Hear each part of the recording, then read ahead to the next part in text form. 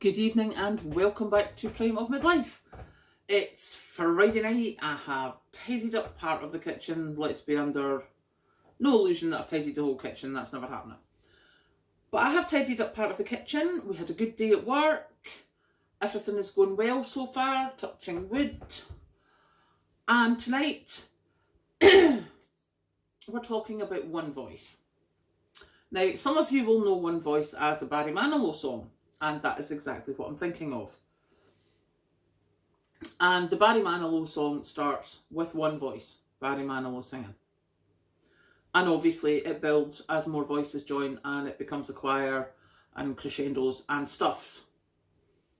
And I think for us, as people who prepare, preppers, planners, sensible people as far as I'm concerned, in our own communities, whether that be your family, your office, wherever you are,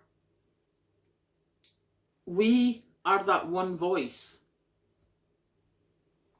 and we can spread it, and I think we should. And obviously I work in an office, as you know, with Mandy, and Mandy is not as prepared as me. I am the prepper in the office and they think I'm mad as a bag of cats. To a certain extent. Because they are affected by the energy prices. They are affected by the interest rates. They're affected by the food prices. So over the last few months, it's been about a year now since I started this actual looking at prepping, and then I think it was May or something I started the channel. But within the office, I'm the only one that has a prepper pantry. Mandy has a stash. Lucas has bought a few bits here and there, made sure he's got batteries, got himself a torch, things like that. The bosses got some stuff stored. So my one voice has helped 4 other people just start preparing, just in case. Now, that's at work. My daughter Kathleen, she's also started having a wee bit of a stash. Granted, I help quite a lot with that. She just calls her room the shop. What can I say? But Kathleen has started having a wee bit of a stash. Patrick and his family have also started having a wee bit of a stash. And it got me to thinking, it was actually after last night's video, and there are so many very, very valid reasons as to why this is happening, where it's going to go. And it doesn't matter whether you believe any of them, none of them, or you just want to ignore them all. It doesn't particularly matter. What you can't ignore is the fact that inflation's gone up, interest rates are going up, food prices are going up. People are starting to have to change the way they live. Their expectations are having to change.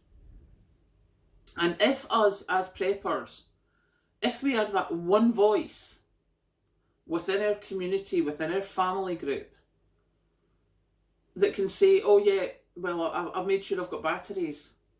I've made sure I've got this. How far can it spread? How many people can we help? Just by a few throwaway remarks. Because, you know, as I said before, there's a lot of people think I'm as mad as a bag of cats. I don't care. I have started making sure, or trying to make sure, because it's not finished yet, there's so much more I want to do. But also there's more channels, there's more people, and I think if we can all be supportive of each other, whether you agree with what's happening or not, we're all in the same general thought or frame of mind, which is preparing is going to be good. Do you know, if I can just maybe stash this, get that ready. Now, for some people, it's going to be hugely difficult. Now, as I've said before, I am very, very lucky. I have managed to do a stockpile at speed. There's some people who were struggling before we got to this stage. And that's where, if you can, be that one voice that talks about donating to the food bank. Be that one voice that, instead of throwing your clothes out to the skip, takes it to a charity shop. Or if your kids have grown out their school uniform, take it to the school uniform bank. Give people who are really, really struggling the chance that they don't have to buy it. And I know it sounds, I don't know. I just think it's something that we can do. As a community, we have come together so much on this channel. We really, really have. And we've done so much good already. Oh, and shout out to my Paisley buddy. I got mail today.